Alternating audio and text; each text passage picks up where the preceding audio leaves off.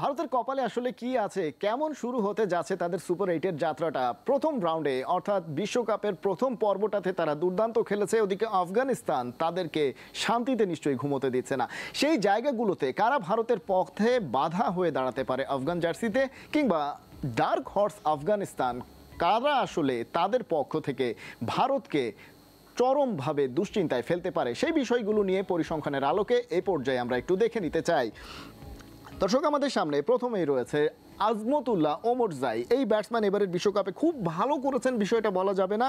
4 ম্যাচে 63 রান করেছেন এবং গড় তার 15.75। খুব হেলদি একটা ফিগার, সেটা আমরা বলতে পারবো না, কিন্তু বলে রাখা ভালো যে এবার কিন্তু ম্যাচটা ফিরে আসছে, বিশ্বকাপটা চলে এসেছে ওয়েস্ট ইন্ডিজ, এবং সেখানে উইকেটের কন্ডিশনে দেখে মনে হচ্ছে যে ভালো রান আসবে ব্যাটসম্যানদের কাছ থেকে, তাই বাড়তি প্রত্যাশা আসতেই পারে। এবং যখন এই ওমরজাইয়ের মতন ব্যাটসম্যান এরকম কন্ডিশনে থাকবেন, সেক্ষেত্রে কিন্তু আফগানদের হয়ে তিনি দারুণ কিছু শট উপহার দিতে পারেন, এবং বিশেষ করে ভারতীয় বোলারদের বিপক্ষে তিনি কিন্তু বেশ ভালো একটা পরিসংখ্যান নতুন করে তৈরি করতে পারেন।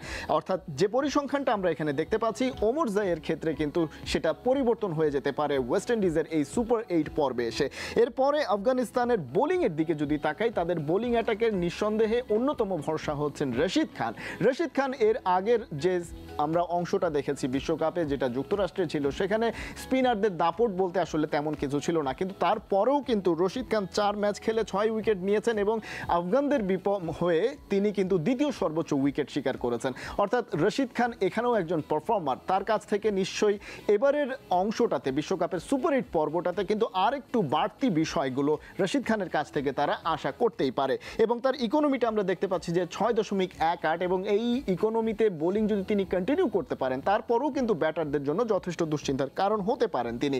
ভারতের ক্ষেত্রে যদি আমরা তাদের ব্যাটিং লাইন আপটা দেখি, এবং আফগানদের বিপক্ষে আমরা দেখেছি যে ঋষভ পান্ট বলতে গেলে একাই অনেকখানি টেনেছেন ভারতের ব্যাটিং লাইনকে। ব্যাটিং করাটা মোটেও সহজ কাজ ছিল না। পাকিস্তানের বিপক্ষে আমরা ভারতের ব্যাটিং দেখেছি, পাকিস্তান নিজেরাও আসলে শেষ পর্যন্ত একেবারেই লো স্কোরিং ম্যাচটা পরে ব্যাটিং করতে গিয়ে হেরেছে। সেই জায়গায় ঋষভ পান্ট কিন্তু আমরা দেখতে পাচ্ছি 3 ম্যাচে 96 রান করেছেন এবং প্রায় 50 গড়ে তিনি রান তুলেছেন। অর্থাৎ ঋষভ পান্ট বেশ ভালো ফর্মে রয়েছেন, এবং এই জায়গা থেকে সামনের ম্যাচগুলোতেও নিশ্চয়ই ভাইটাল রোল তিনি প্লে করতে পারবেন পরবর্তী সুপার 8-এর ম্যাচগুলোতে, সেটা মোটামুটি প্রত্যাশা করা যায়, কারণ এই ফর্মটাকে তিনি কন্টিনিউ করে যেতে চাইবেন। এরপরে আরেকজন রয়েছেন রবীন্দ্র জাদেজা। রবীন্দ্র জাদেজার বিষয়টা বেশ এবারের বিশ্বকাপে ইন্টারেস্টিং। তিনি একজন হার্ড হিটার ব্যাটসম্যান, এবং তিনি শেষের দিকে অর্থাৎ ফিনিশিং রোলটা তাকে দেওয়া হয় ব্যাটিং লাইন আপে। কিন্তু এবারের বিশ্বকাপে 3টা ম্যাচ যে ভারতের খেলেছেন, সেখানে তিনি মাত্র একবারই কিন্তু ব্যাটিং করার সুযোগ পেয়েছেন। সেই একটা ম্যাচে তিনি 0 রানে আউট হয়েছেন, অর্থাৎ শূন্যের খাতাটাই আসলে তার বেশ লম্বা।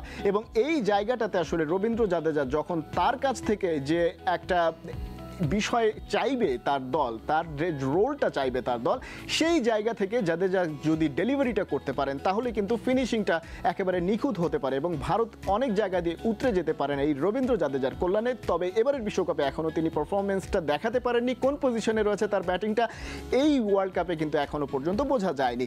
তো এই ছিল মোটামুটি ভারত এবং আফগানিস্তান ম্যাচটার ক্ষেত্রে কারা হতে পারেন, ভাইটাল রোল প্লে করতে পারেন কারা, এবং আগের অবস্থান কি তাদের, পরবর্তীতে তারা কি করতে পারেন, সেই বিষয়ে একটা অ্যানালাইসিস।